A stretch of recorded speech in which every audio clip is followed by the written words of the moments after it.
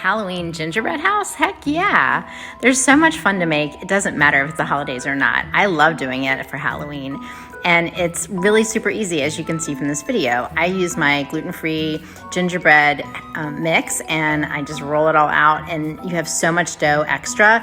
It has plenty of dough to make the 2 roofs you need, the 2 sides, the 2 ends, and plenty extra to do pumpkins or gingerbread skeletons or little black cats or whatever else you'd like to make, as you can see here.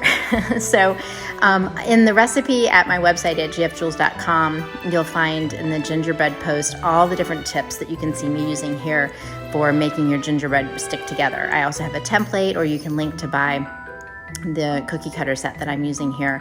I use a royal icing. The recipe is in my website there too, but I've dyed mine sort of a spooky black gray for the theme today, but it obviously doesn't have to be like that. And it works great. It's super sticky, and I also have a vegan modification because the dough that I made here is also vegan and totally allergen friendly.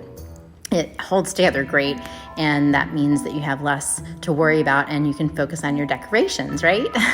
I like to use little black kitties at the top, and peeps are great as a sort of an accent. And then of course I use my little cutouts cookies that I had decorated there, York peppermint patty pumpkins, some Enjoy Life, Unreal Mounds type bars there, and some Dum Dums, which are also gluten-free.